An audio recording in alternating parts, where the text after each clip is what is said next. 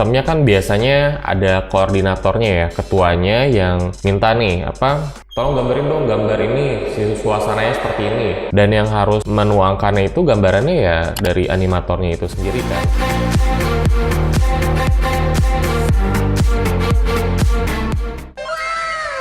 Kalian mungkin sering nonton ya film-film seperti Naruto, sampai anaknya Boruto, terus One Piece ya. Anime-anime semua itu pasti kalian sering nonton ya. Atau nggak minimal pernah lah nonton. Dari gambarnya, animasinya itu nggak bisa dipungkiri ya, keren-keren banget. Apalagi seperti Attack on Titan, itu menurut gua sih itu dari alur ceritanya sampai animasinya itu keren banget, manjain mata. 20 menit itu nonton anime gak kerasa. Tapi pernah nggak kalian tahu, di balik layar itu pasti perlu dong ada yang menciptakan alur ceritanya dari berbagai tim lah. Ada yang ngegambarnya, dan yang ngegambarnya pun itu bermacam-macam ya. Memang mereka kerjanya seperti apa sih sampai dibilang bayarannya rendah? Karena gue juga penasaran, yuk kita bahas aja langsung bayaran rendah dan kerja berlebih dari animator-animator di Jepang di Better is Matter.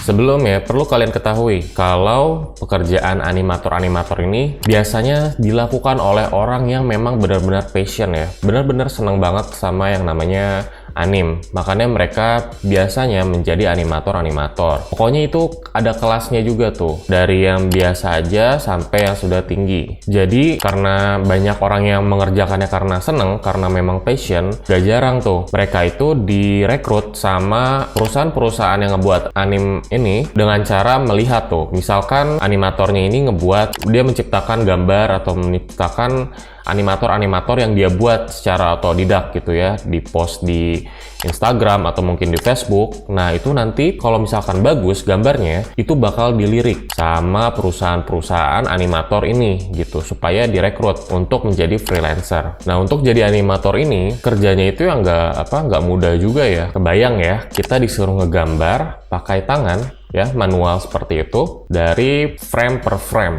Untuk satu gambar aja kalian tahu waktunya pasti butuh waktu yang cukup lumayan memakan waktu ya.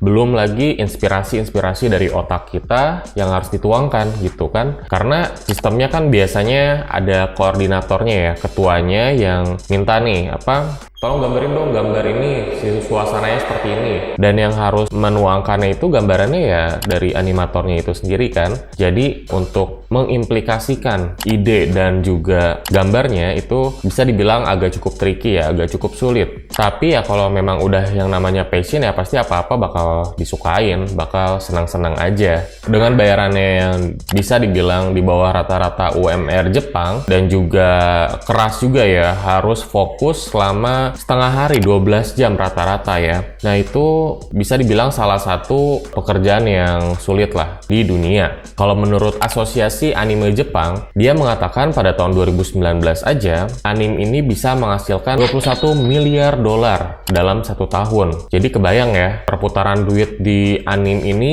nggak main-main. Banyak duit di situ berputarnya. Dan di situ rata-rata animator kerja selama 12 jam ya dalam sehari. Kebayang ya, harus fokus selama 12 jam. Gua aja kadang-kadang 1 jam, 2 jam, 3 jam main game aja kadang pusing. Ini disuruh kerja. Kebayang pusingnya gimana? Dan dari kuesioner yang disebar oleh asosiasi ini, 50% ngerasa gaji dari animator ini, mereka merasa gajinya ini benar-benar kurang lah dari apa yang mereka kerjakan. Jadi 50% pekerja animator ini ngerasa gajinya ini nggak sesuai dengan beban apa yang mereka kerjakan. Nah, pada saat itu juga sempat nih diwawancarain oleh New York Times, seorang freelance animator lah, namanya Tetsuya Akutsu. Dia mengakui kalau gajinya itu sebulan itu kisaran 1.400 sampai 3.800 dolar. Kalau dirupiahin kisaran 20 sampai 50 juta berarti ya sebulan. Berarti banyak dong bang uangnya. Banyak kalau di Indonesia kan. Ini kan dia kondisinya tinggal di Jepang. dengan beban sehari itu 12 jam, bahkan bisa lebih. Dan animator yang tadi itu, Tetsuya ini, tentunya dia yang bisa dibilang udah tinggi lah levelnya. Jadi untuk yang udah senior aja gajinya segitu gitu, dan itu bisa dibilang kalau di Jepang rendah. Karena rata-rata kalau di Jepang itu penghasilan ya di 30-50 jutaan. Itu untuk yang bekerja kasar. Jadi misalkan jaga di 7-Eleven mungkin atau nggak kerja kasar. Nah itu memang gajinya ya segitu gitu, dengan beban tentunya yang bisa dibilang lebih ringan dibanding harus mikir, harus menggambar yang banyak untuk satu proyek. Kan ini kan banyaknya freelance ya, beda dengan yang masuk perusahaan. Ya kebayang ya, jadi UMR-nya 33 juta sampai 50 juta. Ya segitu fair lah ya fee-nya, karena ya masih UMR. Dengan sebulan kerjanya lebih dari 12 jam ya kurang worth it lah. Jadi penghasilannya sama lah sama yang kerja kasar. Nah, beda nih kalau mereka kan kebanyakan dari freelancer ya. Kalau freelancer, mereka berbeda sama yang misalkan kerja di perusahaan. Kalau di Jepang kan perusahaan agak ketat lah ya. Jadi pekerjanya harus dapat asuransi, duit transportasi, atau mungkin duit akomodasi bahkan. Itu bisa di cover atau jaminan-jaminan lainnya. Kalau misalkan mereka sakit atau apa, mereka nggak dapat biaya apa-apa dari perusahaan. Karena perusahaan nggak nanggung masalah hal seperti itu. Karena mereka sebatas freelancer. Apalagi kalau untuk biaya berobat di Jepang itu kan benar-benar mahal ya. Kalau di Indonesia kan masih ada puskesmas, ada klinik yang masih ada variasinya lah, ada pasarnya lah. Kalau di Jepang itu bisa mahal. Itu harusnya kan di cover sama asuransi ya, jadi nggak usah mikir. Sedangkan kalau di Amerika itu dia penghasilannya untuk animator-animator ya, seperti mungkin SpongeBob kayak gitulah ya. Nah itu bisa di kisaran $75.000 per tahun atau mungkin $6.250 per bulan. Yang tadi Tetsuya itu kan di angka 2.000 sampai 4.000 ya. Kalau ini di angka 6.000-an gitu ya. Di situ aja udah beda setengahnya. Dan nih supaya kalian tahu, jadi ada yang namanya 2 level. Biasanya untuk yang senior-seniornya, ini namanya untuk animatornya ini yang di Jepang adalah sebutannya Gengamen. Dan biasanya dia mengerjakan skenario-nya itu yang udah kunci-kuncinya lah, yang rame-ramenya, yang seru-serunya itu bagian mereka tuh yang ngerjainnya. Nah kalau misalkan yang skenario yang receh-recehnya itu dikerjakan sama yang freelancer-freelancer yang lainnya.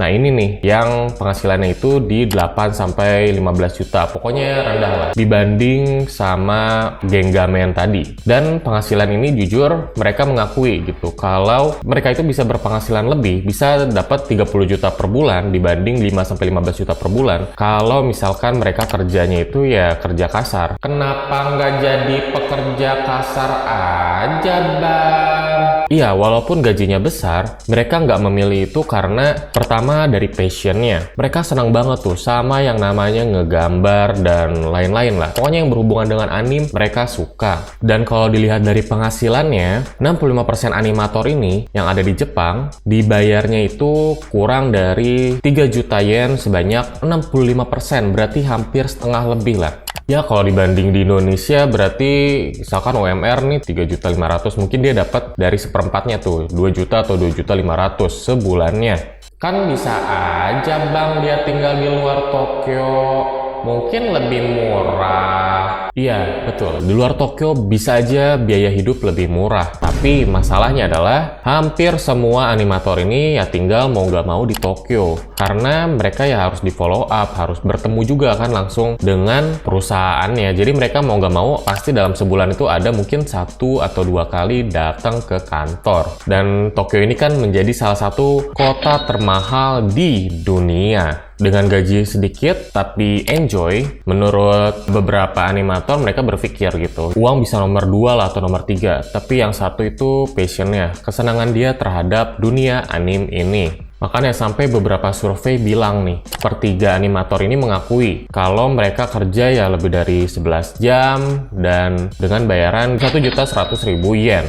Dan perlu kalian ketahui, saking bebannya kerja animator ini, kadang mereka sampai lupa mandi, lupa makan. Dari pagi nggak kerasa sampai pagi lagi. Banyak tuh dari mereka karena dikejar target atau kayak gimana, misalkan animatornya kerja di kantoran ya. Nah, mereka banyak banget yang saking nggak ada waktunya untuk mandi, mereka itu jadi bisa dibilang agak bau lah gitu. Makanya nggak kuat tuh kadang teman-teman yang lain kalau ketemu animator ini. Bukan bau wibu ya, bukan. Itu tuh bukan urusan gua nggak mau nyenggol. Oke guys, mungkin itu aja dari gua. Pesan dari gua adalah kita harus syukurin apa yang ada. Lakuin apa yang bisa kalian lakuin. Kalau memang bisa sesuai passion, itu bakal lebih bagus lagi. Apalagi dengan bayaran yang misalkan lebih baik lagi. Oke, mungkin itu aja dari gua. Kali aja gua ada salah, ada yang mau dikoreksi, ada yang mau ditambahkan, boleh komen di bawah. Atau buat teman-teman mau request konten lainnya, boleh juga tuh komen di bawah. Gua Ahmad serius, gua nggak sabar ketemu kalian di video gua selanjutnya. Ciao, ciao, ciao. Keset kaki dijemur di pantai.